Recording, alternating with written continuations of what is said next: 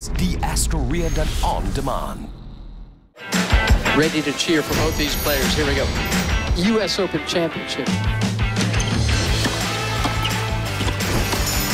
There it is. Is that even? A little bit surprised from that far back. That was a series of anxious shots from Alcaraz. So good from Swiatek. When he gets up off the ground, he'll be the #1 player in the world. The US Open, live on SPO TV. Di dalam setiap berita yang dibawa, konteks amat penting. Cara kita mendapat berita kian berubah. Melalui media sosial maupun saluran digital yang lain serta kaca TV. Kami sentiasa membawakan yang tergempar dan terkini. Ini perkembangan yang baru kami terima. Berteraskan acuan verifikasi yang diamalkan supaya setiap fakta adalah sahih. Daripada analisis pelbagai sudut yang mendalam, laporan-laporan khas dan perbincangan yang membina negara. Inklusif, suara rakyat kami ajukan. Keseimbangan persepsi kami pastikan. Kerana setiap cerita mempunyai impak yang tersendiri dan perlu dibawa dengan penelitian yang terperinci. Pastikan Astro AWANI menjadi pilihan anda tidak kira di mana sahaja anda berada. Saluran berita paling dipercayai di Malaysia. Lisa Surihani, buah hati rakyat Malaysia, On Demand.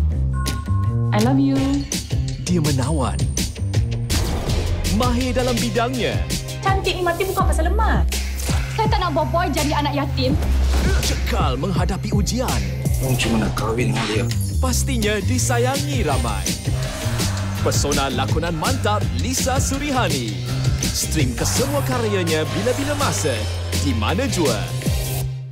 Kementerian Pertanian dan Keterjaminan Makanan akan mengadakan pertemuan dengan Padi Beras Nasional Berhad bagi membincangkan isu bekalan beras tempatan garam.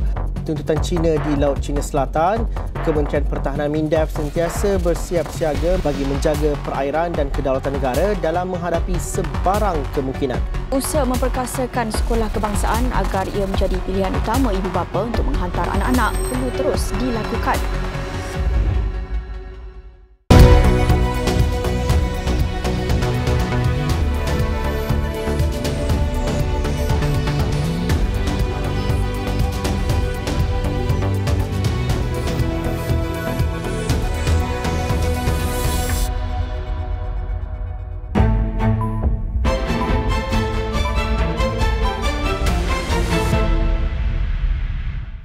Salam sejahtera, anda sedang menyaksikan Niaga AWANI bersama saya Nina Rozuman dan sebentar lagi rakan setugas Ibrahim Sani dan juga Termina Kauji akan sertai kami. Sudah tentu banyak perkembangan terkini niaga dan ekonomi dari tempatan hingga ke antarabangsa yang akan kami kupas lebih mendalam bersama ahli pandai jemputan dan juga tokoh perniagaan untuk kita fahami bagaimanakah lanskap ekonomi dan juga lanskap kewangan kita ketika ini. Dan banyak perkembangan yang akan kami bawakan termasuk KSP RMK ke-12 dan juga iaitu kadar OPR yang telah keluar semalam. Di mana kalau saya akan kongsikan antara laporan pertama pada kali inilah di mana kajian separuh penggal KSP Rancangan Malaysia ke-12 RMK12 yang akan dibentangkan pada Isnin ini akan memperlihatkan sebuah rangka tindakan komprehensif yang baharu dalam perancangan peruntukan belanjawan negara. Menurut Menteri Ekonomi Rafizi Ramli sebelum ini, kajian separuh penggal hanyalah untuk menilai prestasi tetapi KSP RMK12 lebih unik kerana perancangan sedia ada perlu dinilai semula secara keseluruhan. Antara lain ia disebabkan pandemik COVID-19 yang melanda negara dan dunia dari 2020 hingga 2022. Kalau sebelum ini kajian separuh penggal itu hanyalah untuk menilai prestasi, tapi kajian separuh penggal untuk kali ini adalah unik kerana dua perkara. Pertama, kerana COVID yang berlaku tahun 2020 hingga 2022 itu telah merubah banyak perkara. Jadi ia perlu dinilai 100% kembali kerana banyak tanggapan ataupun perancangan yang dibuat sebelum COVID itu sekarang sudah tidak boleh diguna pakai. Jadi dia sama seolah-olah kajian separuh penggal kali ini ialah perancangan yang baru untuk negara. Mengulas lanjut, Rafizi berkata, dengan kerajaan perpaduan kini mengemudi pentadbiran negara KSP RMK12 juga akan mengambil kira kerangka ekonomi madani yang telah dilancarkan Perdana Menteri, yang antara lain menggariskan dua sasaran utama iaitu menaikkan siling dan menaikkan lantai. Beliau berkata menaikkan siling bermaksud mengangkat ekonomi nilai tinggi dengan gaji tinggi, kandungan teknologi dan nilai yang lebih baik dan menarik pelaburan-pelaburan syarikat gergasi dunia dengan mereka bukan sahaja membawa masuk pelaburan tetapi juga industri dan bentuk ekonomi yang boleh memacu negara ke hadapan terutamanya dalam bidang teknologi. Dengan tema menjana semula ekonomi, memperkukuh keselamatan, kesejahteraan dan inklusiviti serta melonjakkan kemampanan, RMK12 dibentangkan oleh Perdana Menteri ke-9 Datuk Seri Ismail Sabri Yaakob pada 27 September 2021 dengan peruntukan pembangunan dianggarkan berjumlah RM400 bilion. Perdana Menteri Datuk Seri Anwar Ibrahim dijadual membentangkan KSP RMK12 di Parlimen Isnin ini. Sudah tentu KSP RMK ke-12 semakin mendekati kita di mana pada minggu depan di mana adanya mid review. Tapi sebelum itu kita tidak ketinggalan bahawa keputusan OPR baru diumumkan oleh Bank Negara Malaysia semalam. Sudah tentu apa yang banyak diungkapkan, kekal, tidak berubah, maintain, dan kita lihat ini adalah jangkaan ataupun kita ungkapan terhadap kadar OPR Malaysia yang terkini. Sudah tentu saya akan kongsikan iaitu lebih mendalam bagaimana untuk kita lihat prestasi OPR yang lebih ke belakang sehinggalah ia mencapai kepada tahap prestasi kali ini. Kalau apa yang boleh saya kongsikan untuk lihat kadar dasar semalaman OPR untuk September 2023 di mana sebelum ini kadar OPR kita berada pada iaitu 3% pada 6 Julai 2023 dan kalau anda teliti juga untuk OPR yang terkini yang baru diumumkan oleh BNM semalam adalah sebanyak 3% yang diumumkan pada 7 September 2023 dan apabila anda melihat di sini tiada perubahan iaitu perubahan hanya 0% di mana OPR kita kekal pada September ini. Setentu kita lihat bagaimanakah perjalanan OPR kita daripada tahun lepas. Kalau anda teliti pada 20 Januari 2022 sehinggalah 3 Mac 2022 bawah sekali di bahagian jadual ini anda teliti bulan Januari dan Mac iaitu awal suku pertama kita mendapati kadar OPR kita berada pada paras 1.75%. Manakala apabila masuk sahaja Mei hinggalah November 2022, kita dapat lihat peningkatan iaitu perubahan OPR sebanyak 0.25%. Dan tentu kadar OPR kita berubah. Di mana kalau anda teliti aras OPR baru daripada Mei iaitu masuk saja 2% dan kita lihat trend meningkat pada kadar OPR kita sehinggalah mencapai kepada 2.75% pada November tahun lepas. Dan selepas itu tiada lagi perubahan iaitu tiada peningkatan. Kalau kita lihat secara dua kali MPC telah mengadakan meeting pada 19 Januari 2023 sehinggalah dan 9 Mac 2023 tiada perubahan pada kadar OPR di mana iaitu kadar OPR kekal pada 2 bulan itu pada paras 2.75%. Tapi namun pada Mei tahun ini kita dapat saksikan kadar OPR kita telah meningkat iaitu penambahan 0.25% di mana ia telah mencecah 3% iaitu sama paras iaitu pada pra-pandemik sebelum pandemik COVID-19 di mana kita dilanda krisis kesihatan termasuk juga dengan krisis ekonomi. Namun kadar 3% ini kekal sehinggalah bulan Julai termasuk juga dengan semalam 7 September. Sudah tentu apabila rakyat melihat kadar OPR mereka berpandangan bahawa mereka sudah boleh bernafas lega kerana tiada lagi peningkatan. Namun adakah berita baik juga yang boleh kita dikatakan kepada pengekalan ekonomi? Adakah kesan baik terhadap ekonomi, pelaburan dan juga negara? Sudah tentu kita akan bawakan tetamu kita yang sudah bersedia dalam talian adalah merupakan pakar ekonomi MIDF Research Muhammad Zafri Zulkifli. Zafri, sudah tentu banyak perkembangan terkini dengan KSP RMK12 yang semakin hampir. Apakah persediaan terakhir termasuk juga dengan iaitu OPR kekal pada 3%. Jangkaan Zafri, adakah seperti jangkaan MIDF Research sendiri? Bagaimana? Keputusan Bank Negara semalam dengan menetapkan kadar OPR pada 3.00% adalah sama dengan jangkaan pasaran dan juga MIDF sendiri. Ini merupakan mesyuarat yang kedua terakhir. Mesyuarat terakhir adalah akan dilangsungkan pada November yang akan datang. Kami menjangkakan kadar OPR akan kekal pada 3.00%. Seperti mana dinyatakan oleh Bank Negara. Kerisauan mengenai prestasi dagangan luar yang terus menguncup akibat kesan daripada kelembapan ekonomi China,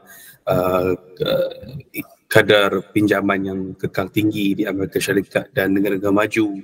Ini akan terus menghimpit prestasi dagangan luar Malaysia, dan ini akan menyebabkan kelembapan ekonomi khususnya pada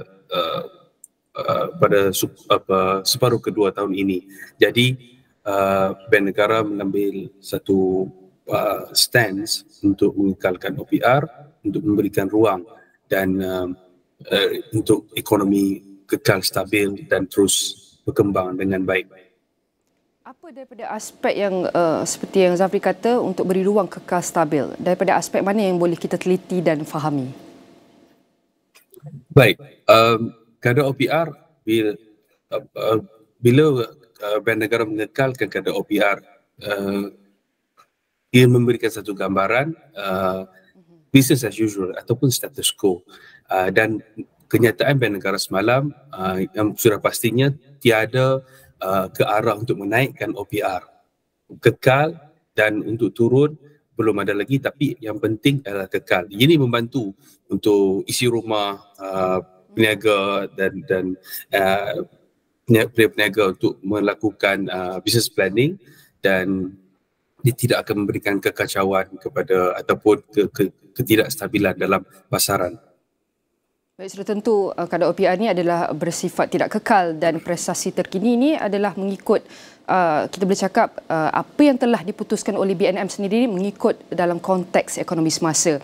Dan tadi pada awal juga saya ada kongsikan laporan mengenai iaitu kajian separuh penggal RMK12 iaitu KSP RMK ke-12. Sudah tentu menurut Menteri Ekonomi Rafizi Ramli berkata untuk KSP RMK12 dalam rancangan 5 tahun untuk memperkukuhkan untuk beri perkembangan terhadap ekonomi Malaysia ini, dia boleh cakapkan ini apabila kita boleh cakap mid review pada minggu hadapan boleh dikatakan secara rombakan sebesar-besaran, kerana beliau mengatakan harus dinilai 100% untuk kita teliti pada KSP RMK ke-12 ini, kerana beliau tambah bahawa kita tidak boleh memakai metod ataupun perancangan yang sebelum berlaku pada pandemik COVID-19 ketika pandemik COVID-19 kerana tidak boleh dipakai dan tidak relevan. Jadi bercakap mengenai kajian separuh penggal RMK ke-12 ini, bagaimanakah prestasi makroekonomi negara berbanding unjuran? Baik, mengenai RMK12, kita perlu tengok sasaran yang telah ditetapkan oleh pihak kerajaan ketika itu, iaitu sasaran sepanjang 5 tahun 2021 hingga 2025, dan kerajaan juga melalui dokumen RMK12 menyatakan beberapa sasaran makroekonomi yang patut dicapai ataupun ingin dicapai pada tahun 2025. Saya mulakan dengan kadar KDNK. Kadar KDNK sepanjang 2020 hingga 2022 telah berkembang sebanyak 5.9%, iaitu lebih tinggi berbanding sasaran iaitu 4.5 ke 5.5% sepanjang 5 tahun ini. Apa yang mendorong kekuatan KDNK Malaysia adalah satu, kekuatan permintaan domestik itu sendiri. Seperti kita tahu, sepanjang pandemik 2022 kita mempunyai pengeluaran KWSP, loan moratorium sepanjang 6 bulan, dan wage subsidi dan juga bantuan-bantuan yang lain. Ini telah mendorong kepada peningkatan perbelanjaan domestik, dan sudah tentunya perbelanjaan kerajaan juga berkembang lebih tinggi berbanding yang disasarkan oleh RMK12. Seperti mana saya sebut tadi, ini berkaitan dengan bantuan sepanjang pandemik. Dan yang paling menarik sekali, sektor dagangan luar ketika tahun pandemik ini berkembang lebih tinggi. Malah pada tahun 2020 sendiri telah mencapai target yang disasarkan oleh RMK itu sendiri. Ekspor barangan negara berkembang hampir 20%, 16.5% sepanjang 2020 hingga ke 2022. Manakala target yang disasarkan oleh RMK 12 hanyalah 5 ke 6%. Jadi namun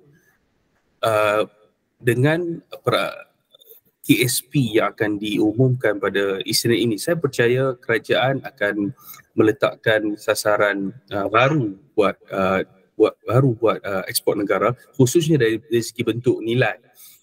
Namun dari segi perkembangan ekspor negara itu diunjurkan lebih perlahan, mengambil kira perkembangan antarabangsa yang terkini, iaitu dengan perang Ukraine Rusia-nya, peningkatan kadar pinjaman di Amerika Syarikat dan juga Europe, dan kelembapan ekonomi China. Baik, itu KDNK. Kedua, lebih dalam mengenai KDNK, iaitu kita tengok dari segi KDNK dari sudut pendapatan yang diumumkan oleh Perdana Menteri sendiri melalui naratif ekonomi madani, iaitu ingin mencapai COE ataupun compensation of employee, dalam bahasa mudahnya pendapatan rakyat ke ratio ke KDNK. Pada tahun 2020, COE ratio ini adalah paling tinggi, iaitu 37.4%, manakala pada tahun 2022 kadar COE ini telah turun ke 32.4%, manakala GOS ataupun keuntungan syarikat telah meningkat lebih tinggi berbanding COE. Sepanjang tahun 20 ke 2022, COE berkembang hanya 4.9%, yang disasarkan 8.9%, manakala GOS ataupun pendapatan syarikat berkembang 18.9%, manakala yang disasarkan hanyalah 6 ke 7%.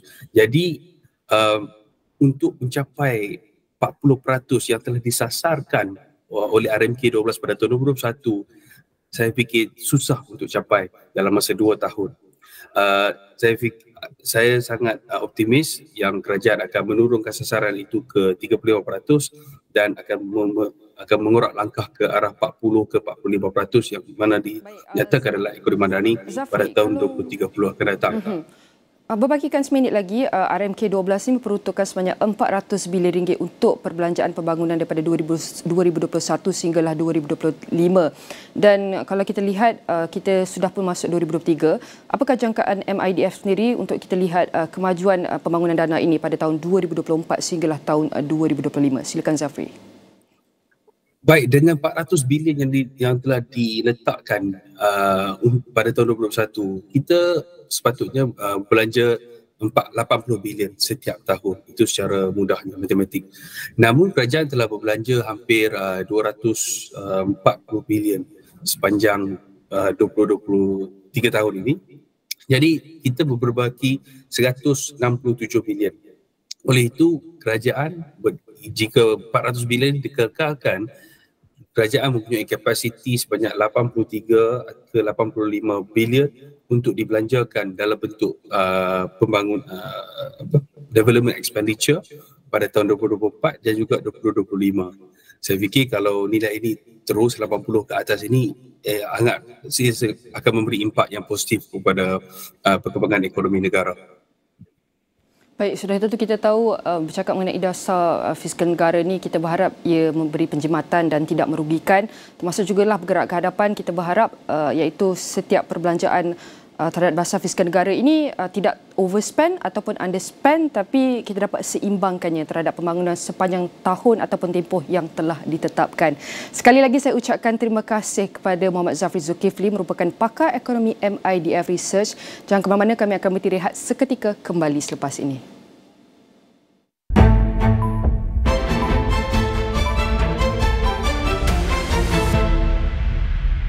Generasi kini tak terhalang, perlukan perlindungan berpanjangan. Rexona 72 jam baharu dengan Active Shield Technology. Perlindungan punca peluh dan bau badan sepanjang 72 jam. Kekal segar apa jua, Rexona tak terhalang seperti anda.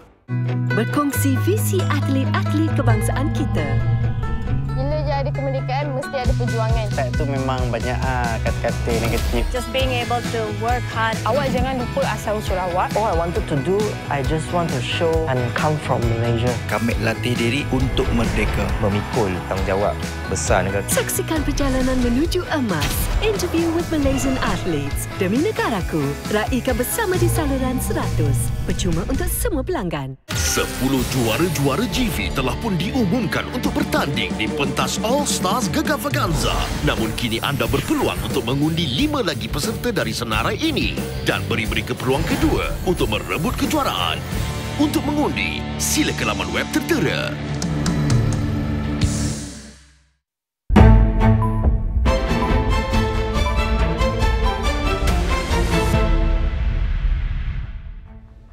Bertemu kembali dalam Niaga Awani. Maafkan supaya Pantau Belanja Awani adalah program seterusnya pada 11 pagi ini di mana kita akan bawakan perkembangan pengurusan dan perbelanjaan kerajaan yang telah dibentangkan dalam Belanjawan 2023 termasuk juga dalam perancangan semasa. Tapi saya akan teruskan dalam perkembangan Niaga Awani di mana keputusan Bank Negara Malaysia BNM mengekalkan kadar dasar semalaman OPR pada 3% bersesuaian dengan keadaan pertumbuhan ekonomi yang agak perlahan sejak kebelakangan ini. Pensyarakanan SEFB Universiti Utara Malaysia UUM Profesor Madya Irwansyah Zainal Abidin berpendapat ia merupakan persekitaran kondusif dalam usaha mencapai sasaran pertumbuhan ekonomi 4% untuk tahun 2023.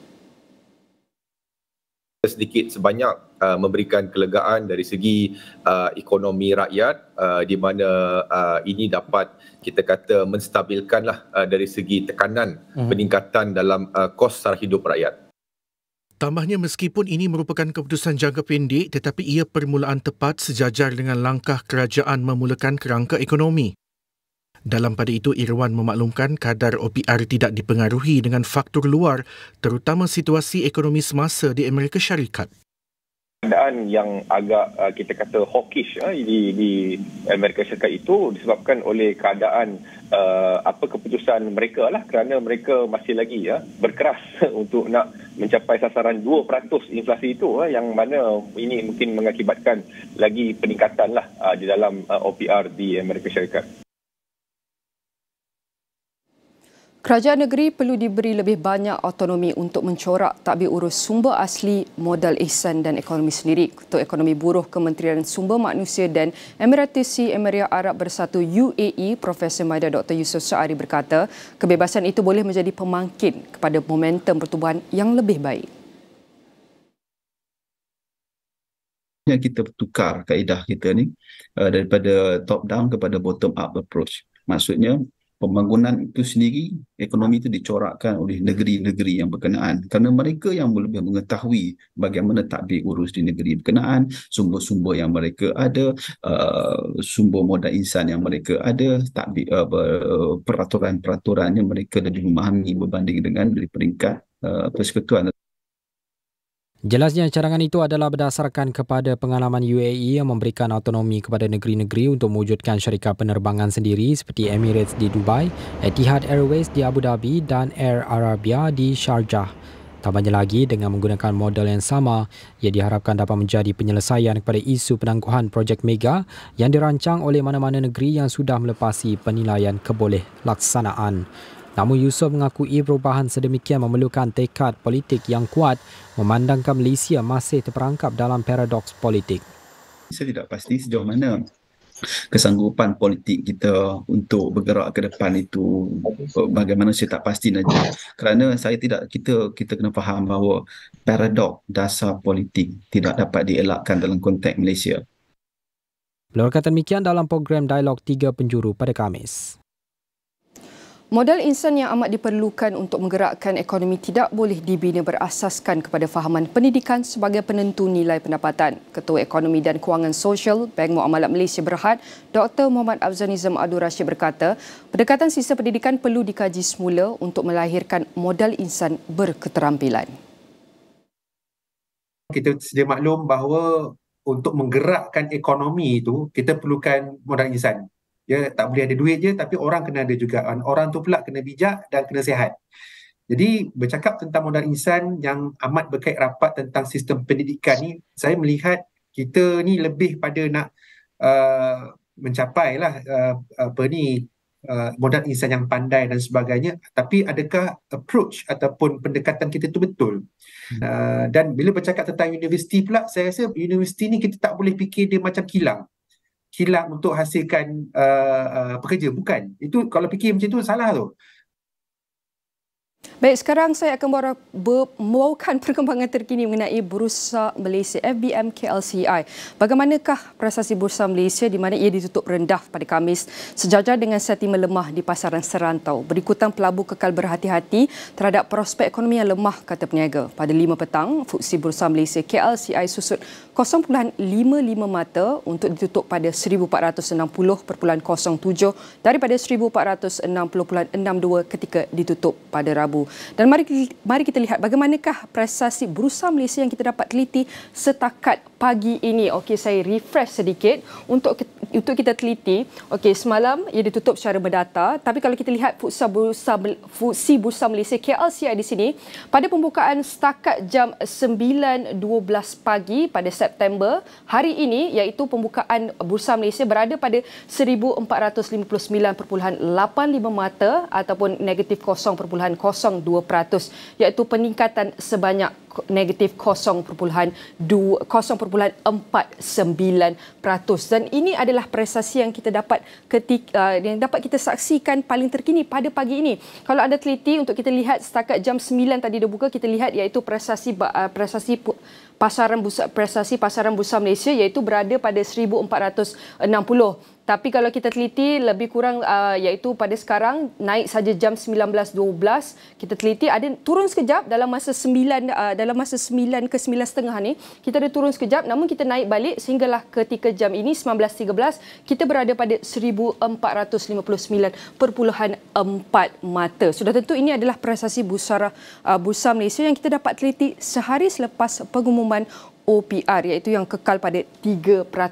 Okey, ini adalah prestasi FTSE FBM KLCI. Bagaimanakah prestasi ringgit yang kita dapat teliti ketika ini? Kalau saya refresh sedikit website tradingeconomics.com di sini untuk kita lihat bagaimanakah prestasi ringgit kita pada pagi ini. Kalau anda teliti daripada ia dibuka iaitu pada jam 9 pagi sehinggalah waktu kini iaitu 9.28 pagi ini, prestasi ringgit kita berada iaitu pada 4.678 ya, kalau anda teliti di sini 4.678, iaitu ringgit kita menunjukkan tengah merosot dengan trend meningkat di sini ya. Di sini, tapi kalau kita lihat ke belakang sikit, bagaimanakah dalam waktu seminggu prestasi ringgit kita?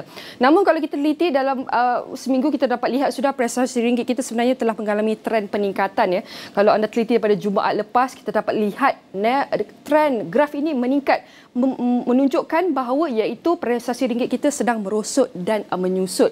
Dan kita nak kembali kepada lebih jauh sikit dalam masa sebulan lah. Sebab sekarang dah masuk bulan 9, kita tengok dalam masa bulan 8 sehinggalah bulan 9 ketika ini, kalau kita teliti ringgit kita pada bulan Ogos, iaitu pada awal Ogos, iaitu berada di paras ini iaitu 4.5, agak baik. Namun masuk saja nak masuk bulan Jun, kita lihat prestasi graf ini meningkat, menunjukkan bahawa prestasi ringgit kita sedang merosot, menyusut. Namun kita dapat lihat kekal stagnan ya, daripada bulan Jun, kita dapat lihat daripada bulan Julai pada Ogos ini. Kalau kita teliti pada Ogos ini, kita dapat lihat prestasi dia stagnan, iaitu ringgit kita berada lebih kurang 4.640. Tapi masuk je September, iaitu graf ini meningkat lagi, menunjukkan ringgit kita terus menjunam, iaitu terus lemah. Namun kalau kita lihat dalam masa 6 bulan, ini adalah prestasi ringgit kita. Kalau kita lihat pada April tahun ini, pada bulan Mei, prestasi ringgit kita sebenarnya agak baik, iaitu memulih pada paras 4.45. Namun masuk bulan Jun, graf ini menunjukkan ringgit kita lemah, iaitu sehingga naik 4.6 sehinggalah pencapaian tertinggi yang telah kita capai dalam masa 6 bulan iaitu pada bulan Julai, iaitu mencecah pada 4.6726 ringgit. Namun ia kembali mengukuh sedikit apabila masuk bulan Ogos itu, kita dapat teliti di bawah paras 4.55 ringgit. Namun apabila masuk September saja, ringgit kita kembali balik menyusut, merosot sehinggalah iaitu prestasi terkini yang kita dapat teliti warna biru itu 4.679 ringgit. Dan ini adalah prestasi terkini yang anda dapat lihat Bursa Malaysia termasuk juga ringgit sehari selepas pengumuman OPR telah diumumkan oleh BNM semalam. Okey, izinkan saya berbahasa Inggeris untuk saya kongsikan bagaimanakah prestasi pasaran Amerika Syarikat pada ketika ini. Okay, let me refresh this website. As we can see, we want to see how S&P 500 market is doing currently. So you can see from all of this screen showing that S&P stock is categorized by sector and industry. And for every size you see in every sector is represent their market cap. And I'm going to start with technology, one of the biggest major players in the S&P 500 market. We can start with Microsoft, as you can see, is down by negative 0.89%. So we can see Microsoft is the C, the red, but it's a bit opposite for Oracle. Oracle is up 0.61% as of this morning. But before we dive deeper into the trends within the US market, let's highlight the most recent market performance that I have started with technology. And we can see Apple. Apple is one of the most famous brand. It's under the consumer electronics sector. We can see this industry and the recent news about Apple, who is up today by negative 2.92%, where Apple drops amid concerns over China iPhone curbs. We can see that. And then all of it, we can see from the Apple is down by negative 2.92%. And for the Microsoft, as I can share with you previously, Microsoft will pay legal damages on behalf of customers using its artificial intelligence AI products if they are sued for copyright infringement for the output generated by such system. The company said on Thursday, Microsoft will assume responsibility for the potential legal risk arising out of any claims raised by third parties, so long as the company's customers use the guardrails and content filters built into its products. The company said it offers functionality meant to reduce the likelihood that the AI returns is infringing content. So that is news about Microsoft. And now we're going to go back to Apple, which is down. Which is down by negative 2.92%. We can see that Beijing widening curbs on iPhone used by government staff raised concerns among US lawmakers on Thursday and fan fears that American tech companies heavily exposed to China could take a hit from rising tensions between the countries. Apple fell more than 3% and was on track for its worst two-day decline since November, after news that Beijing has told employees at some central government agency in recent weeks to stop using their Apple mobiles at work. Okay, that is the recent news about Apple within the sector or industry of S&P 500 market. So we're going to scroll down a bit to see how is the financial sector. We're going to start with the credit service with Visa Incorporation, which is one of the leading key digital payment. It's up by 0.40% this morning, following by MasterCard Incorporated is also up by 0.35%. While it's the opposite for banks diversify, we're going to start with JP Morgan Chase & Co., which is down this morning by negative 0.85%, while we can see other banks, Bank of America Corporation is down negative 0.92% as of this morning. As we can see, this is the news that we can see in Visa, where Indonesia is introducing a golden visa scheme to attract foreign individual and corporate investors in attempt to boost its national economy. A statement from the Ministry of Law and Human Rights distributed on Sunday. The Director General of Immigration, Silmi Karim, said the golden visa is granting a residence permit for an extended period 5 to 10 years. And the 5 years visa requires individual investors to get up a company worth $2.5 million, while for the 10 years visa, a $5 million investment in requires. As you can see, the market today is a bit mixed, green and red.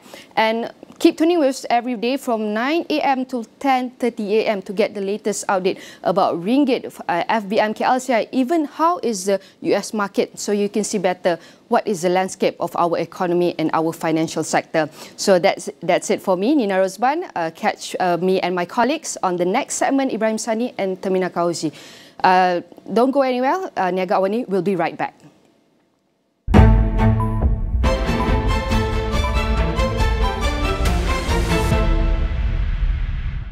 Magnum Matcha Crumble baru. Aiskrim matcha lembut. Salutan coklat tebal. Dan cebisan biskut rangup. Magnum Matcha Crumble baru. Magnum, kenikmatan sejati. Terdapat banyak kuman yang mengancam hari ini. Kerana itu, Lifebuoy dipertingkat dengan Multivitamins Plus. Mandi menggunakan Lifebuoy dengan Multivitamins Plus baharu. 10 kali perlindungan kuman untuk kulit yang sihat. Lifebuoy dengan Multivitamins Plus.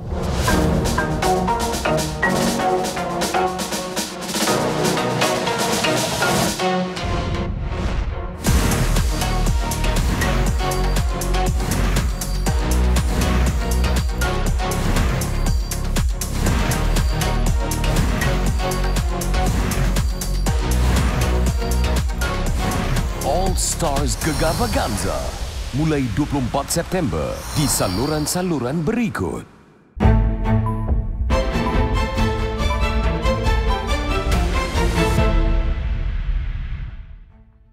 Thanks for joining us. My name is Ibrahim Sani. I have a treat for you guys. In the studio is Zeus Coffee. Joining me is the COO of Zeus Coffee, Valentian. Thanks very much for taking time to speak with us. It's always fun to have interesting businesses on the show. Zeus Coffee is one that I frequent very often, like very often. Thank you. I like you guys more than Starbucks, but of course we're looking at the idea of how it came about, right? What was the thesis of Zeus Coffee? What was the genesis of it? Maybe you can walk through us in terms of that journey.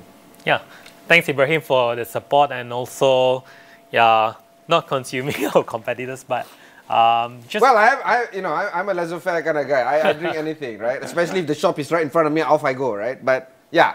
Yeah, that explains why we opened so many stores in such a short time. Yeah. But I'm just going to take a few steps back on where the whole idea came about. It's actually our founder, who's also our CEO himself, who thought about the idea where there is actually a gap in the market, where we see the coffee space is very much where, of course, you see there's like the convenience store kind of coffee, and then currently in the market there's, of course, the premium mass, which sells your typical Americano and latte, which is more than 10 ringgit. So there's actually a gap in between where we can actually serve, which is good coffee at an affordable price. And that's where the whole idea came from. This is the gap that we want to serve. And of course, the founders themselves are all very tech savvy. So the first thing that we thought was very much to be able to place order using the app. So in fact, we had our app even before we had the store back in 2019. Yeah. So of course, during back then, we started off with a small little kiosk, small little humble kiosk that's about 300 square feet. And yeah, and that was history. And as of today, we've got about 260 over stores. Yeah, and still growing very aggressively. Let's talk about the fundraising element of Zeus Coffee right now. What is the, fundraising program that you have right now? Fundraising program in the sense that how have we fundraised for our growth? From very beginning, it's just bootstrapping. Wow. Bootstrap all the way through. Very, very fortunate again to have supporters like yourself that have supported us during the pandemic. And then in 2021, I think banks were a bit friendlier to us as we were probably the only one growing and also growing very aggressively. So yeah, we got a bit of loans during then. And earlier this year, we actually secured an investment from a Philippines billionaire. He actually runs a restaurant chain in Philippines itself. And yeah, so that's how our fundraising has been. I see even stores or outlets in non-traditional cities like Mersing, of all places. I was going to Tioman, wanted to dive, so Zeus Coffee, there you go. There was also another outlet, Zeus Coffee, in Senai. It's just bizarre, these places, small towns, right? What's the thinking behind it? Because if you were mentioning that is the segment that you're targeting, why these very small cities? I think ultimately it's accessibility. Yeah, a lot of times when you look into bigger brands or even businesses, because you have to carry on certain capex and expect certain kind of returns, these kind of locations may not make sense. That's also a reason why our capex will always make sure that it's within that range, just so that we can actually recoup our ROI over a certain period of time. And it makes a lot of sense for us to go to all these kind of locations because it's actually an untapped market. Yeah, these people have money to spend, but they do not know where to spend. So yeah, we want to make the entire brand. I think, of course, in terms of store count wise, we are still not the largest. We are actually the second largest right now. Hopefully, one day we'll be able to cover the entire Malaysia and make this brand available to everyone.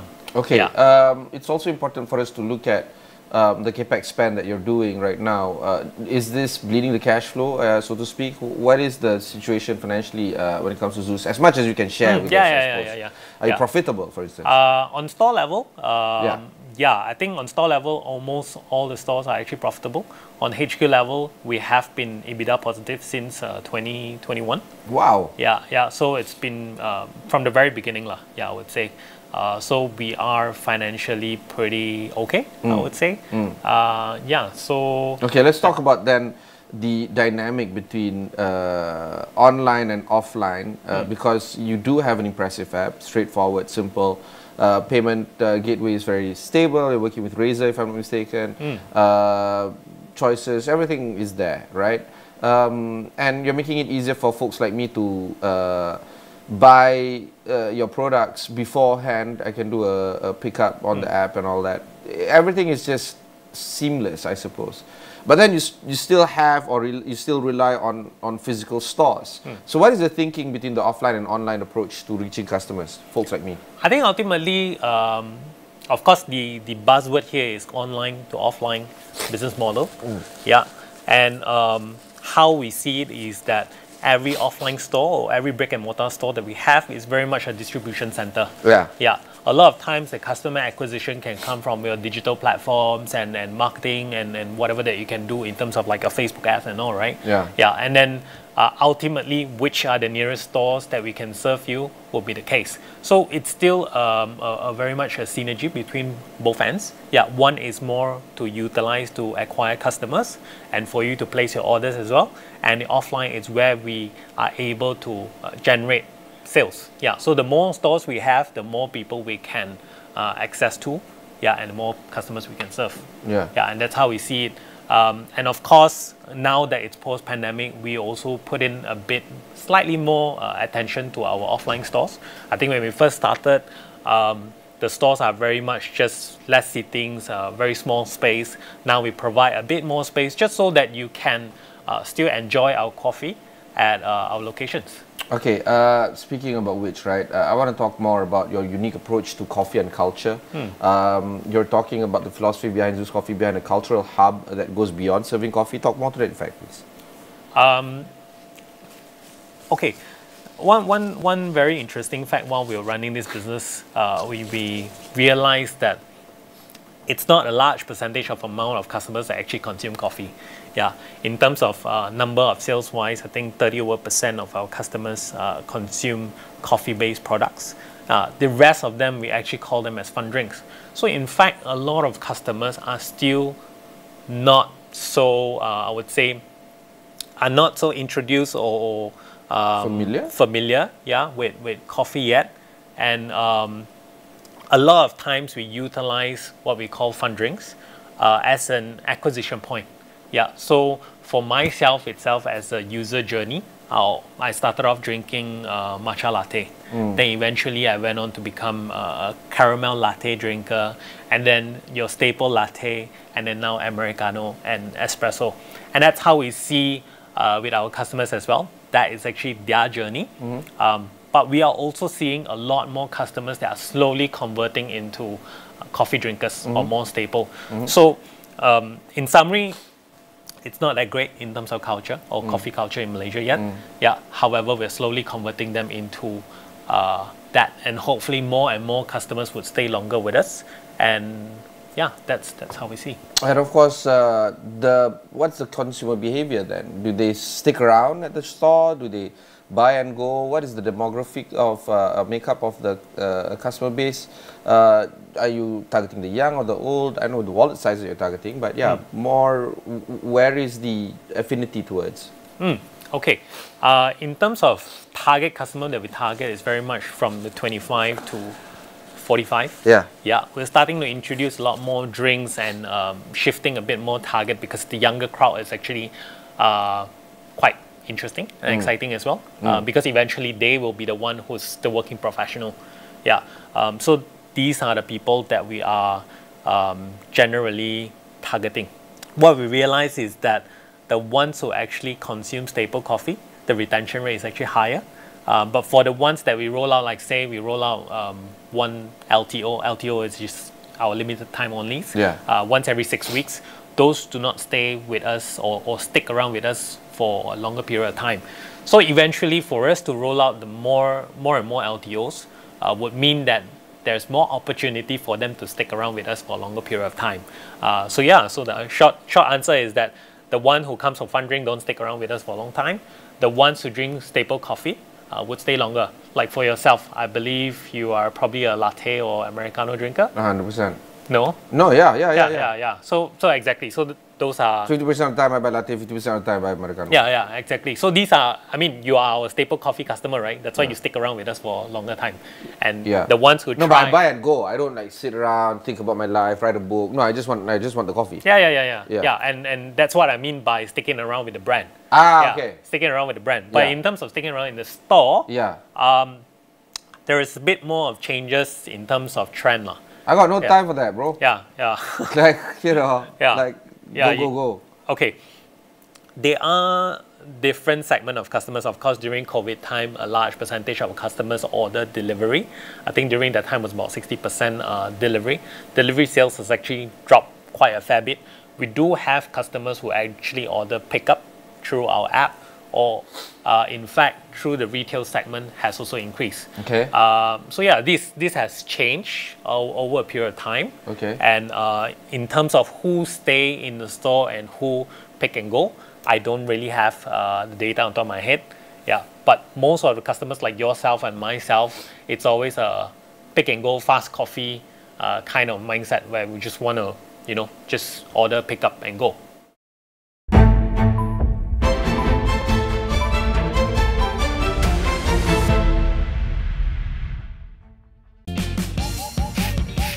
Itu bukan cara nak nyanyi, adik.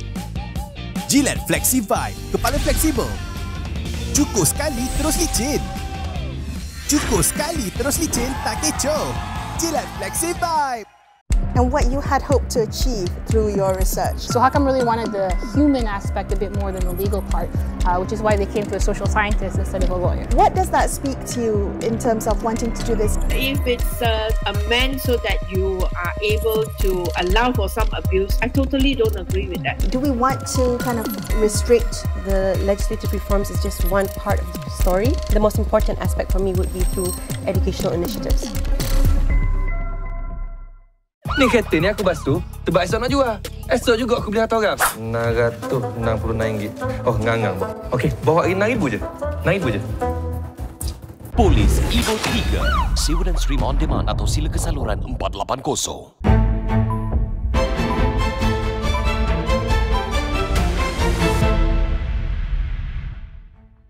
I find it interesting on the reasons why I want to buy Zeus coffee. I just find it, hip and a bit cheap compared to other products, and the easiness of it. But what does the brand entail when it comes to enticing consumers? Because to be frank, I don't even remember my first time buying Zeus coffee. I just remember consuming it, right? Yeah. So, yeah, how do you position yourself to target these 25 plus people and many more? What was the thinking behind the marketing of it, of the brand itself? I'm not the best marketing person, but in terms of the whole branding exercise is very much revolving around your day-to-day. Yeah, so I think earlier on I mentioned a bit about accessibility. And sometimes I still remember asking this question a while ago to someone in the sense that, would you actually walk all the way to buy Zeus coffee? His answer was that, no. Yeah, whichever that's more convenient to me, I will consume that. Yeah, because come, go, it's all the same. Right? Yeah, as long as it's not bad coffee. Yeah, so that's also the reason why we want to be as close as possible to our customers. Yeah, then the second part is very much the touch point in terms of whether can you afford or not. That's why we always make sure that our price point is always affordable. It's also in line with our tagline, which is a necessity, not a luxury. A lot of times it's just functional, right? Coffee or a beverage. Yeah, and I think these two, and of course a lot of times we run a lot of promotions and all, just so that more customers would try us out and eventually convert into a regular customer. Yeah, and for your case, could be probably through a promo or through a referral, or probably you just saw a Zeus coffee wherever you need it. Like for instance, you mentioned that you went diving Tioman and then you passed by Mersing, there's a Zeus. But you're just so familiar because around this area there's so many Zeus, right? Yeah. And instantly you remember that, oh, maybe I should walk to Zeus. I think it's similar to a lot of other brands. Like for instance, now you want burger, the first thing you think of is McDonald's. Yeah. The next thing you think of is I want a good, decent cheesecake. Who will you think of? Secret recipe. Yeah, and I think it's always on top of the mind. Yeah. And it's also something that we are constantly working on. Yeah. Okay. So I think it's a combination of everything lah. Accessibility, on top of mind kind of marketing strategy. Yeah, and it's also brand presence as well. Let's talk about supply chain. Where do you source your coffee, as much as you can share, I suppose? And how are you ensuring that that supply chain is continuous and consistent? Yeah, okay. Actually, it's funny thing is that because the founders themselves, the senior management, not all of this come from F&B background. So this is something very interesting or quite challenging for us when we were scaling and growing.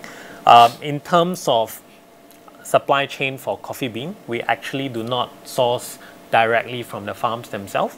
Yeah, it's actually through a local roaster that source for us based on whichever beans that we require. And then they will actually roast it based on the recipe and the profile that we want. Yeah. On how do we make sure that there's consistent supply is really working with multiple roasters to make sure that there is no any hiccup in between lah. Yeah. Because we've tried and it happened before.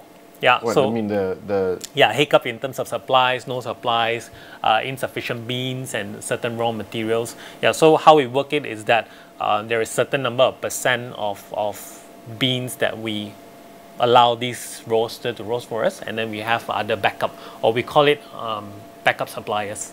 Yeah, I think after learning from other more reputable chains, we also understand that they do this. They use this model as well.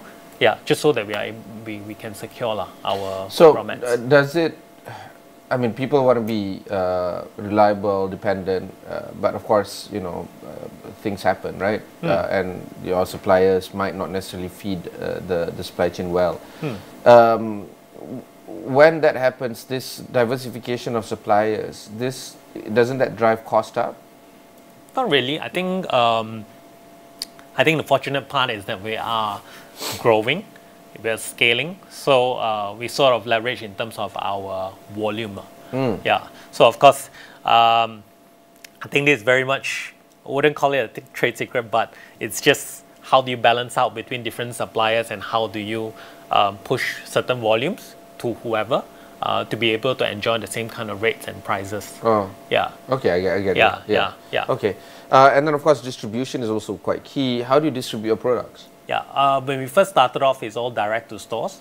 Now we actually work with the DC model, distribution center model. Yeah, where all the suppliers will send to one single DC and DC to send it out. And do you have your own trucks, those kind of stuff? No, we still do have some trucks because when we first started, it was direct to store, right? We still do have these trucks, but now most of it's through all outsourced. What was the thinking behind having a distribution center instead of direct to store? Direct to store is very messy. So few considerations is that, say I have milk, I have beans, I have maybe syrups. They probably come from 3 different suppliers. And assuming if you have 10 different suppliers that send at different times, it's going to disrupt operations, right? And we want our store, our baristas to be able to focus in terms of delivering products or I mean, good cup of coffee to our customers. We wouldn't want them to be constantly disrupted by deliveries. Yeah, so having one single point of contact on HQ level, which consolidates on DC, then send it out under one single delivery, it's much more efficient, and I think it's also much more effective as well. Amazing. And how long did it take for you guys to arrive at this point of iteration? I'm sure this is not yet the perfect model. Eventually you arrive at the perfect model, but this is as perfect as it gets right now, right? Yeah, okay. We actually started considering that when we had about 40 stores, and we rolled it out. I mean, the DC model, I think we rolled it out in some time when we had 70 stores. Okay. Yeah. So that was about 6 months kind of consideration. Then we slowly transitioned into DC model. All right. And of course, another area of exploration that I want to go through with you is in terms of market expansion. Are there any plans to go overseas? Yeah, so our first store overseas will be in Philippines. Yeah, I think I mentioned earlier we had a strategic investor. Yeah, so I think all the stars were aligning that Philippines is like the destination to go for. So yeah, our first store in Philippines will be in September. Hopefully by end of this year, we should have about 5 stores in Philippines. And we're targeting a full-on aggressive mode in Philippines next year. What about Indonesia, Thailand? Indonesia, not yet, or not. Why you don't want to go head-to-head with Kopi Kenangan? That's for sure. That's for sure. I think on top of that, it's tough. I'm not. I'm not even like taunting you. It's like you want to go against the giant. You got. Yeah. I mean, they're unicorn, right? Yeah. They are only like I don't know. I don't know what should we call. Soon to be unicorn. How about that? Hopefully. Yeah. Then if say we are unicorn, then I think head-to-head will be easier. Yeah. However, for us right now, we are no one versus a unicorn, a bit tougher. But on top of that, it's also quite crowded over there. There's Kopi Janji Jiwa, there's Flash Coffee, of course. Some news has been spreading that Luckin Coffee, which is from China, may be going into Indonesia as well. Yeah, so I think it's a bit too crowded. In terms of Thailand itself, there's actually Cafe Amazon, which has about 1,000 or 2,000 stores, and backed by... So are you saying that Philippines is still under-penetrated? Is that right? Yeah. I think recently there is actually a new coffee startup that came about, which is Pickup Coffee. I think they started last year. Okay. Yeah, and growing pretty aggressively. I think that will be one very interesting competitor. Okay. Yeah, but the market itself is huge. Yeah, looking at Manila itself, the population is as much as Malaysia. Yeah. Yeah, and not including the other. You mean the city of Manila is as much as Malaysia? Exactly. So it's dense, it's high in population. So but low unit economics. Yes, for now, but we can see the growth in the coming years. Yeah. How we see it is that I think the fastest growing country could be Vietnam. Across Southeast Asia. Of course. Yeah. Nobody's going to debate you on that point. Yeah, and then the second country would be Philippines. Yeah. Also, nobody's going to debate you on that point. Yeah, so Philippines will be the destination that we go to. It's amazing. Yeah. Okay, do you feel that the setup in the store is optimal right now? Because there's a window for the e-hailing riders to pick up the goods. The barista is there. It's very, very efficient. I haven't seen anything like that ever. Like, quite frankly, because even between Starbucks barista, you can see a lot of movement inside. Maybe that's by design, of course, but the way I look at it is you guys have stations, it's all clear out, it's just brilliant. How did you arrive at that kind of system? I think a lot of it is really much reading on what other people do and then optimizing along the way. I wouldn't say that our current operations model within the bar is still it's the best. Now there's still a lot of gap that we can actually fill in. Yeah, but it's just something that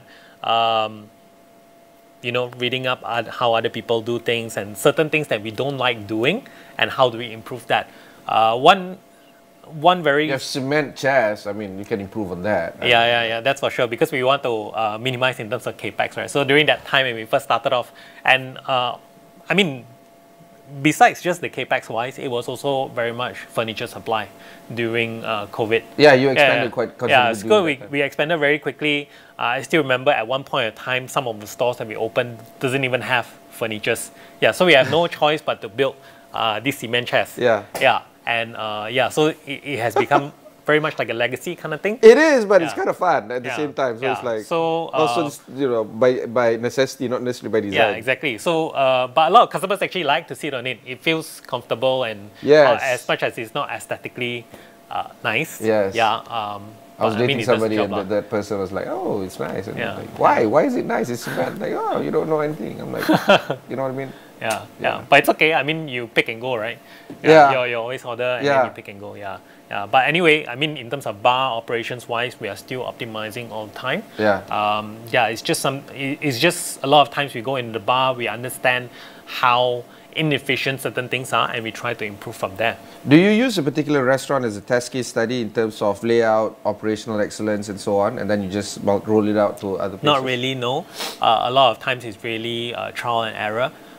when we first started, of course, certain things that, again, like I mentioned, things that we don't like. We have some outlets where we have built it wrongly as well, completely wrong.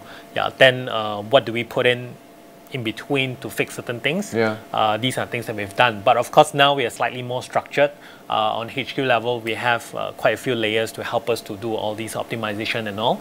So we have different designs like 3.0, 4.0. I think the newer one will be a 5.0 version that will be much more optimized and quicker and more efficient. As it stands, how many stores do you have? 260 plus. And then staff? I think organization level, we have about 2,000. On ground, we have about 1,008, and on HQ level, about 200. Is that the right size for you guys? Not really. I think on HQ level, we are constantly hiring because we are growing aggressively. Yeah. So I think probably by next year, assuming if we have 430 to 450 stores by end of next year, that could take us to about 250 team members, I will assume, on HQ. But on the ground, it will very much depends on the size of the store, depends on the sales of the store, and yeah, we will see that continuously growing. Fantastic, Venan. Again, like I said, I'm a strong supporter of your company. Thank you. You know, thank you. I don't normally say that to my guests, but I just like your coffee and I like your style. Thanks.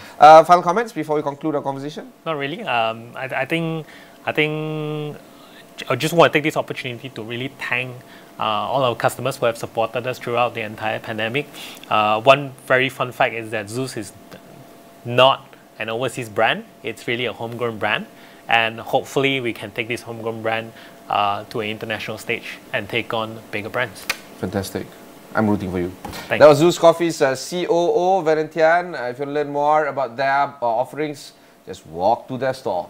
In the meantime, you can find all these kind of resources on astroawani.com. You can find out these resources there. My name is Ibrahim Sani. Catch you in the next one.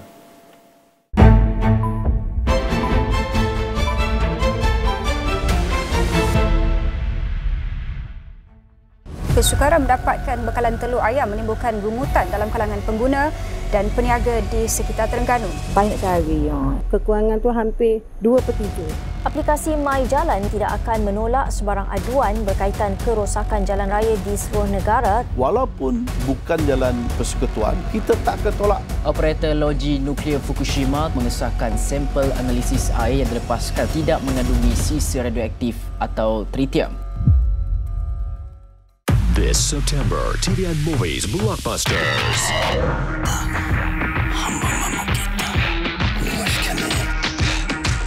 오늘의 장비를 껴줘. 미친 거 아닙니까? 아버지, 계획이 뭐예요? 탈레반과 대면 협상을 하게 해주십시오. 우리한테는 하루밖에 시간이 없습니다. Make it a date every Saturday on TVN Movies.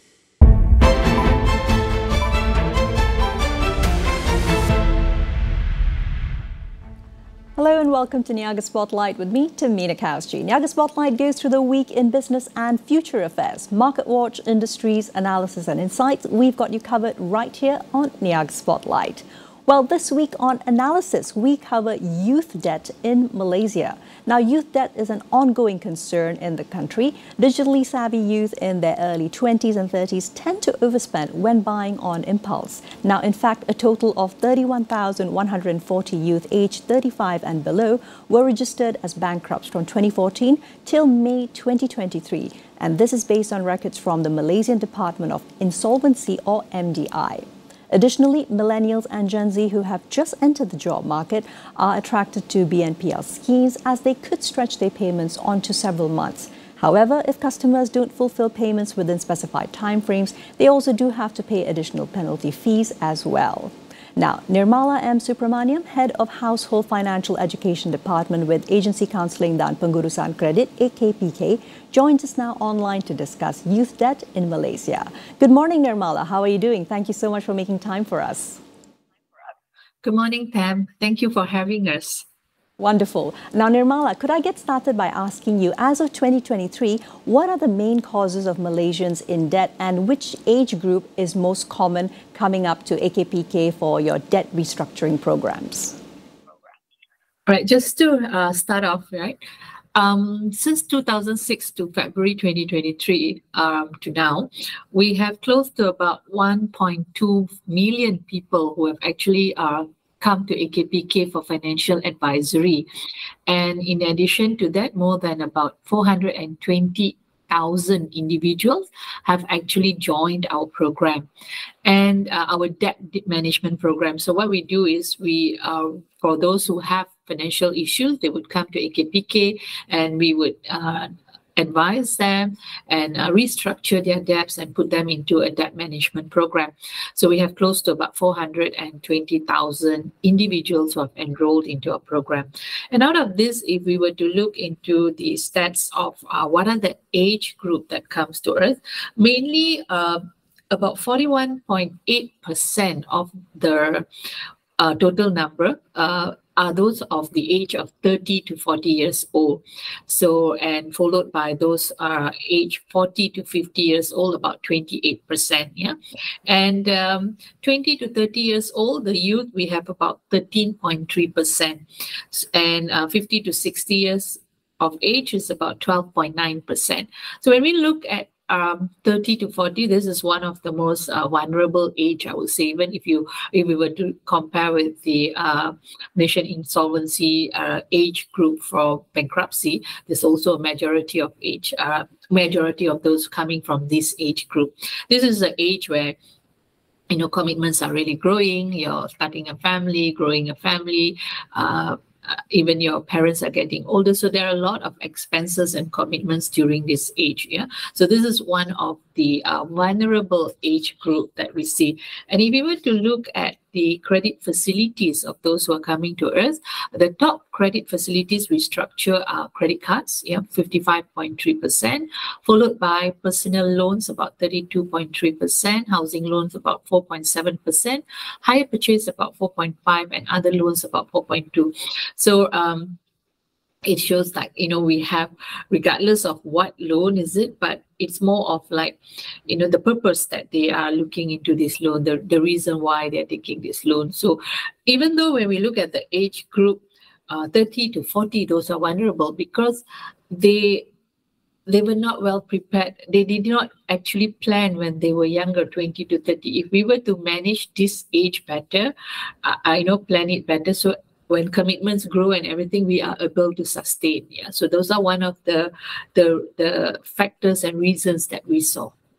Absolutely. Thank you so much for sharing that preliminarily, Nirmala. And close to 500,000 individuals that AKPK is helping is no small number. And of course, there's also other factors such as the pandemic's economic recovery, fluctuating inflation. But moving along from there, you mentioned credit cards. I'd like to zone in on that, Nirmala. Now, easy access to credit cards has led to increased borrowing among the younger generation.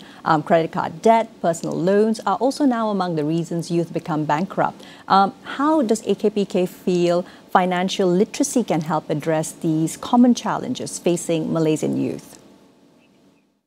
Because to add on, right, one of the reasons we saw for those who came to us in facing financial difficulties, we do a survey. Yeah? We ask them what causes this, and a high number has also mentioned due to high cost of living, like you mentioned, and also poor financial planning. And when we look deeper into poor financial planning, it's about the lack of knowledge of what loans are they actually getting into. Like, for example, I am taking a credit card. What do I know about this credit card? How do I use it wisely? So there's this gap, the knowledge of what is offered and what is taken between what they know and what they can do and what they can afford.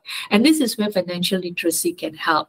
It's about giving you, finding the information, finding the right way, the right tools of how to use the product, how to take the loan, how to manage my finances so that I don't overcommit myself, So this is where financial literacy can actually help. And the financial literacy we help with when it comes to loan, we always tell people you have to look at these 3 P's. These are three important P's. Before you take up any loan, remember this 3P formula. And this 3P formula is the purpose, the payment capability, the payment affordability, and the payment history. So the first thing first and foremost important thing is, why am I taking the loan? The purpose of it. Because you have good loan, bad loans, good debt, bad debt. So you want to take a loan that's going to help you. For example, like taking up a loan to buy a property. So property price usually appreciates. So that is a productive loan, we call that. So you're taking up to grow up your assets, and you must ensure that it's growing up more than the cost that we are paying for the borrowing, right? So that is something that we want to look, that you are taking up a loan for productive, which is to cater your productive needs, not your lifestyle. We don't want loans for lifestyle. So those are those things that will add on to expenses. Yeah, so that's the first purpose. Secondly, you have to ensure your payment affordability. For example, buying a car, a young youth, the moment they graduate, they get into the workplace, they want to think about buying a car. And when we think about buying a car, we think about the affordability. Okay, this is my salary and this is the installment that I have to pay. But what we fail to see is, what about the other expenses that's coming for the car? What about the petrol usage? This is all because by taking up this facility, I'm going to add on to my expenses, petrol, the yearly insurance, road tax renewal, and then you have maintenance and things like that. So what about this affordability? Did I calculate this into my payment affordability? Can I really afford it? And of course, when taking up a loan, we always go with this debt to income ratio to say that ensure that your monthly repayment does not exceed 40% of your income, net income. Yeah, so we don't want you to be overcommitted. So these are things that a person needs to analyze. Look, can I really afford it? Can I really buy it? And things like that. And payment records. We know that you have to maintain a good credit score. So that's really, really important. And it's important for you to assess what's your credit score. Are you eligible to the loan? Is it available for you? So this is something that you want to know, right? So this is where the knowledge comes in. So like, for example, in AKPK, we have a module called Rumahku in our online platform. This is something for people, okay, prior to taking up a housing loan, let's know about it first. Prior to buying a house, I'm looking for a property. But before that, what I need to know. So we have a eligibility calculator there, okay, to know how much can you take, what's your salary, can you really afford this loan, yeah? And what are the terms and other things that you need to know about buying a house, like what is the loan MRTA, what is the what happens if you don't pay, so those are the things. And when we did that, we saw that we did ask a question like, do you think you're ready to buy a house now? And a few of them mentioned, oh no, I don't think I'm ready. I thought I was ready, but now I realize that I need to prepare more. So this is where literacy can actually help. Financial literacy, getting to know the facts, getting to know things can actually help from you making a big decision there. Absolutely. Thank you so much, Nirmala, also for emphasizing the fact that productive loans should take a priority, and also, of course, prior knowledge of what type of loans that especially the youth are getting into. Thank you very much once again to Nirmala for sharing those insights. That was Nirmala M. Subramaniam, Head of Household Financial Education Department with Agency Counselling dan Pengurusan Kredit, AKPK. We take a quick break now. Don't go anywhere. We'll be right back here with Niaga Spotlight.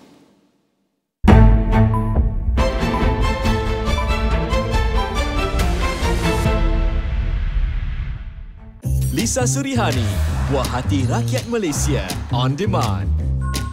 I love you. Dia menawan. Mahir dalam bidangnya. Cantik ni mati bukan pasal lemah. Saya tak nak boy jadi anak yatim. Kekal menghadapi ujian. Cuma nak kahwin dengan dia. Pastinya disayangi ramai. Pesona lakonan mantap Lisa Surihani. Stream kesemua karyanya bila-bila masa, di mana jua. Kementerian Pertanian dan Keterjaminan Makanan akan mengadakan pertemuan dengan Padi Beras Nasional Berhad bagi membincangkan isu bekalan beras tempatan garam. Tuntutan China di Laut China Selatan, Kementerian Pertahanan MINDEF sentiasa bersiap siaga bagi menjaga perairan dan kedaulatan negara dalam menghadapi sebarang kemungkinan. Usaha memperkasakan sekolah kebangsaan agar ia menjadi pilihan utama ibu bapa untuk menghantar anak-anak perlu terus dilakukan. Berita hebat untuk semua pelanggan Astro. Kini anda boleh stream Cowbox daripada Muslim Pro selama 2 bulan secara percuma dengan Astro Box baru. Selami dunia hiburan Muslim, pelbagai program menawan yang meraihkan budaya Muslim seluruh dunia. Jangan lepaskan peluang untuk stream pelbagai siri menarik. It was so good. Akses percuma Cowbox daripada Muslim Pro selama 2 bulan. Eksklusif daripada kami.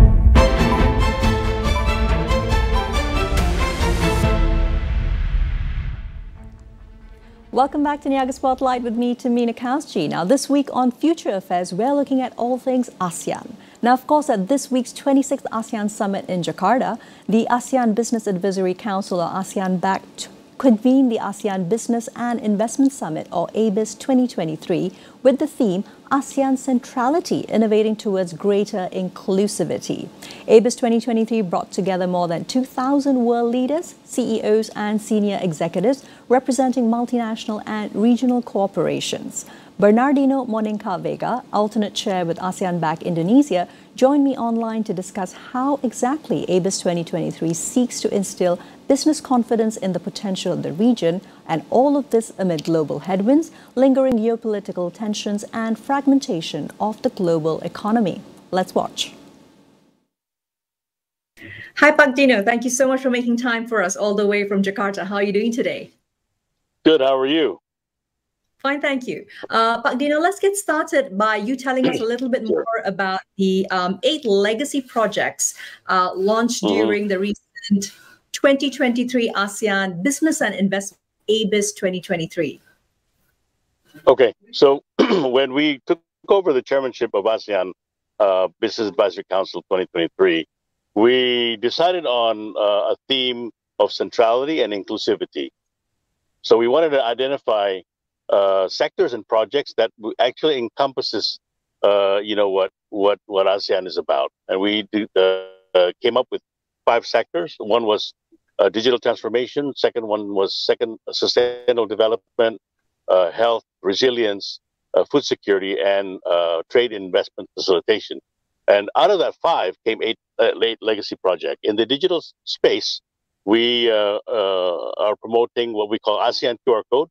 This is a QR code that we want to promote to all 10 ASEAN member countries, which will allow transactions to be done in the local currency, and it'll save costs because you don't have an agent that you need to go through. So local currency transaction and no fees.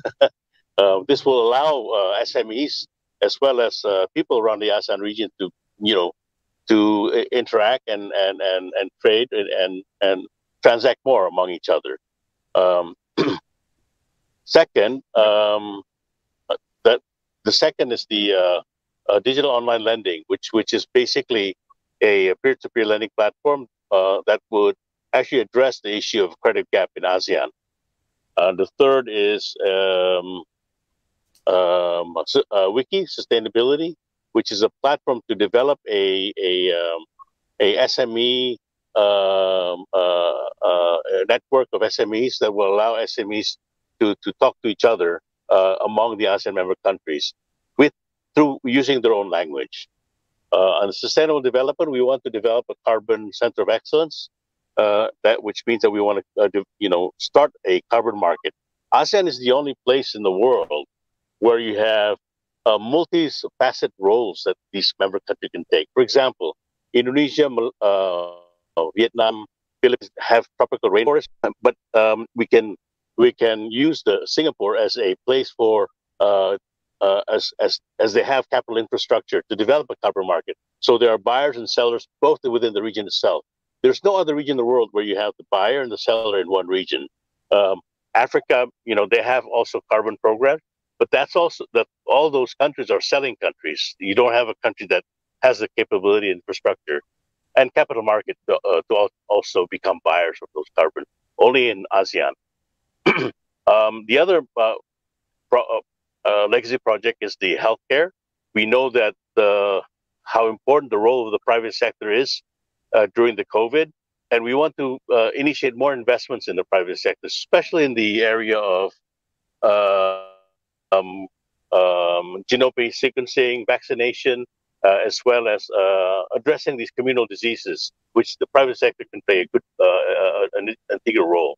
And also in the area of food security, we want to develop what we call a inclusive closed-loop system where SMEs and the big corporations have a model which they work together, whereby the mentorship program from big corporations offtake, and with these two components, these SMEs can have access to cheaper financing. And of course, the last one is the notion of we need to have more intra-ASEAN investment. In 2022, ASEAN investment in all 10 ASEAN countries reached around $224 billion. But out of that, only 20% are from ASEAN countries itself. So we want to promote more intra-ASEAN investment. So these are 8 legacy projects, which actually is inconsistent with the theme of centrality and inclusivity. Yeah, thank you so much for sharing that, Pak Dino. I think it's fantastic that as part of this 26th ASEAN Summit, there has been such a laser focus on particularly more intra-ASEAN investments, as you said. And from the 5 policy priority agendas, which would you say the progress is looking most promising? Of course, as we are coming closer to not just the end of this year itself, but also creeping closer to 2030 with the United Nations SDG goals in perspective, and also the fact that we have a rapidly increasing youth as well as an aging population. All of these considerations. Yeah, it's 2 sides of the same coin, right? So you have what we call demographic bonus, but the challenge is how do you do what do you do with it? It can become a liability if those things aren't addressed. The major thing that I think we need to address, besides all these legacy projects, is education, right? We have to make sure that the skill sets that we are preparing for the future of ASEAN are the right ones, and education plays an important role. On the legacy side, I think the QR code, the wiki entrepreneur, digitization is probably something that we need to develop quickly, and we need to develop these skill sets with the youth as they adapt to this new world of digitization, right? and we learned through the pandemic that companies that have digitized are the ones that have done better than the ones that continue to use the traditional business models. Yeah, absolutely. And I think that cannot be denied. Moving along from there to the fact that real efforts and concrete practices, they're essential to drive policy reforms and position ASEAN at the epicenter of global economic interconnectedness. How do you feel private sector voices are able to contribute to this, judging from everything that you saw during the ABIS 2023 proceedings? Well, I think private sector, we've realized this early on, that unless private sector plays an important role, the pace of ASEAN integration, the pace of taking advantage of the 670 million population market will be, quite slow in its integration. So private sector has to play a more integral part of this process. And we've actually gotten commitments from the government that the private sector institutions should be part of the conversation within the government, right? and it's already and hopefully this will continue in the years to come. And as we hand over the chairmanship to Lao PDR, we're really hoping that this momentum continues and the commitment from the government continues.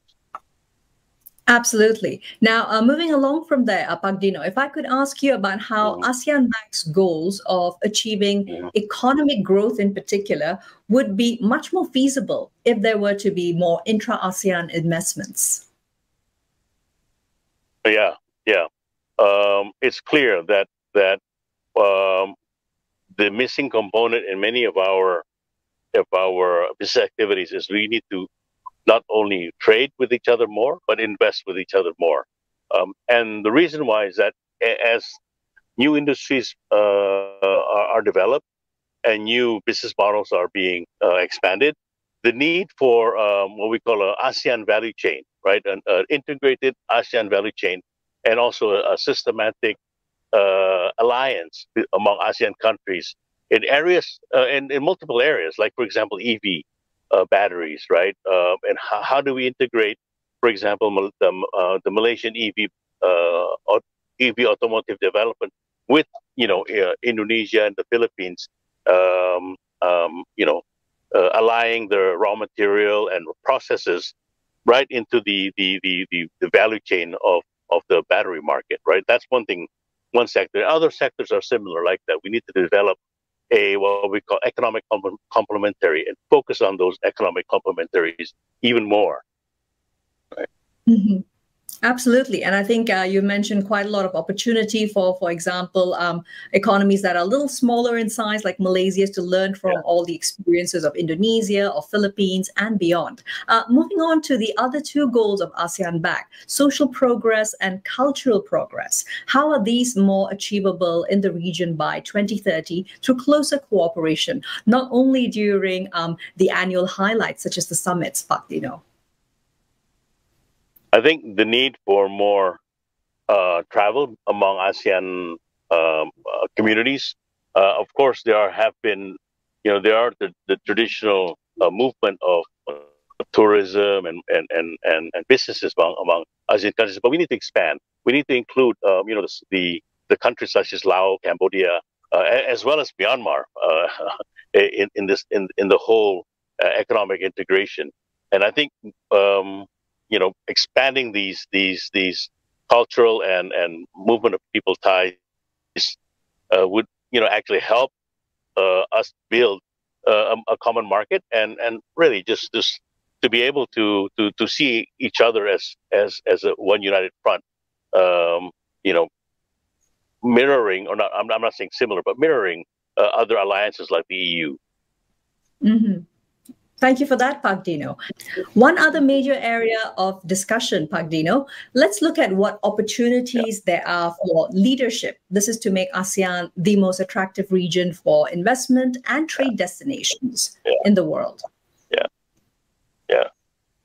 So you're talking about what kind of leadership is required to attract more investments in ASEAN. I think you need a leadership that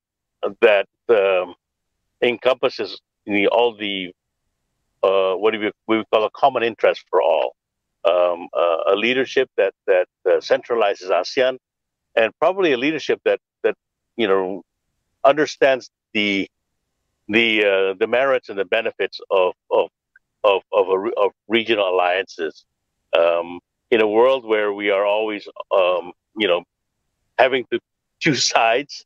And having to focus on bilateral and more local issues. I think ASEAN needs to step up and understand the long-term benefits of regionalization and multilateralism. And I think that's the type of leader we need, both in the private sector as well as in government. Thank you. Thank you very much for that. That was super insightful. Appreciate your making time to join us on Niaga Spotlight. That was Bernardino Monica Vega, alternate chair, ASEAN-BAC, Indonesia. That's all we have time for today. This has been Niaga Spotlight with me, Tamina Kausji. See you next Friday with more business analysis and insights. Here's to a productive week ahead. Thank you.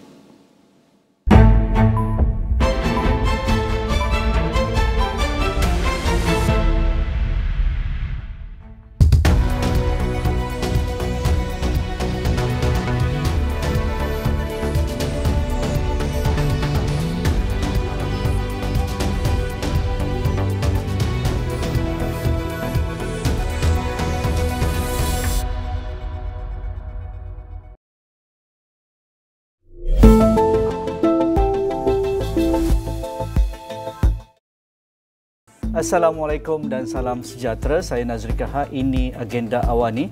Kebelakangan ini kita melihat bagaimana beberapa pemain media dan juga aktivis media memberikan pandangan mereka berkaitan dengan kawal selia kandungan dan juga laporan media, sama ada media arus perdana ataupun media berbentuk digital.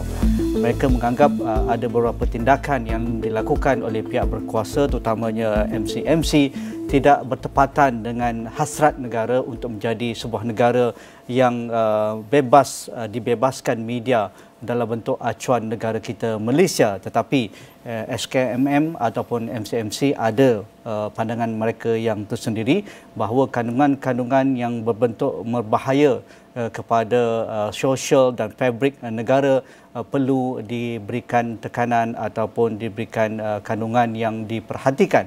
Tetapi itu juga menjadi perdebatan. Adakah wajar MC ataupun SKMM melakukan tekanan sedemikian dalam bentuk undang-undang yang ada di bawah kawal selia SKMM, ataupun perlu lebih banyak engagement ataupun libat urus untuk diberikan maklumat, informasi dan bertukar fikiran dengan pembangun kandungan digital supaya mereka lebih sensitif, lebih faham, terutamanya dalam fabrik negara kita yang pelbagai kaum, pelbagai agama dan juga berkaitan dengan royal ataupun istana dan juga kedaulatan raja-raja. Jadi untuk melihat perkara ini, yang berbahagia Datuk Zulkarnain Muhammad Yassin di sebelah kanan saya, Ketua Pegawai Kawal Selia, Suruhanjaya Komunikasi dan juga Multimedia Malaysia ataupun SKMM bersama kami pada malam ini. Jadi Datuk, terima kasih kerana bersama kami di Astro AWANI. Pastinya Astro AWANI pun terkesan dengan isu kebelakangan ini, sama ada hendak ataupun tidak kami perlu telan, dan kami meraihkan kepelbagaian pandangan dan wajar media ini diberikan kebebasan untuk melaporkan selagi tidak melanggar undang-undang yang ditetapkan oleh negara. Dan kita sedia maklum juga, media memang dah banyak pun undang-undang sedia ada.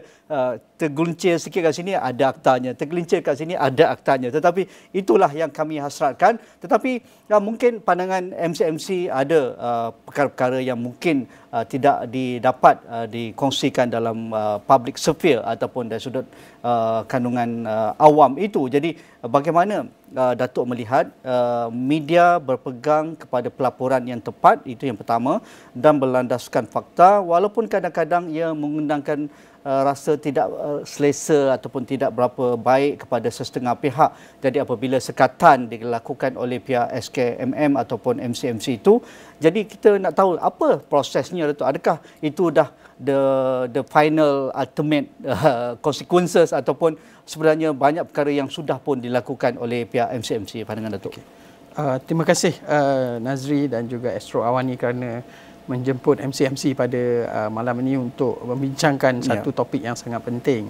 Kerana di luar sana ramai ataupun banyak persepsi yang mengatakan bahawa kami ini bertindak sewenang-wenang untuk menyekat kebebasan bersuara. Tapi pada hakikatnya, sebelum apa-apa tindakan ataupun apa-apa tindakan penguatkuasaan ataupun sekatan yang diambil oleh pihak MC adalah berlandaskan kepada apa yang telah digariskan ataupun diruang lingkupkan dalam kerangka kerja perundangan di bawah Akta Komunikasi 1998, dan juga kita juga mengambil maklum atau mengambil tindakan berasaskan yang satu adalah aduan daripada yang kita terima. Yang kedua adalah permohonan daripada pihak berkuasa. Ini termasuklah pihak PDRM, pihak Kementerian Kesihatan dan sebagainya. Tetapi dalam aspek bila kita bercakap dengan tentang media, spesifik kepada media, kita melihat bahawa media ini mempunyai peranan yang penting sebagai diwawarkan sebagai fourth estate dan juga memainkan peranan sebagai semak dan imbang dalam proses pentadbiran atau dalam pelbagai bidang.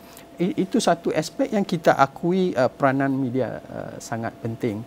Tetapi kita juga harus melihat bahawa dalam menguatkuasakan undang-undang, terutamanya di bawah Akta Komunikasi 1998, kita ada peruntukan-peruntukan yang jelas tentang berkaitan dengan kandungan.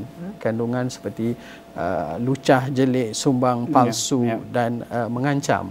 iaitu di bawah Seksyen 211 dan Seksyen 233 Akta Komunikasi dan Multimedia 1998. Dan untuk mungkin ramai yang tahu ataupun ramai yang tak tahu,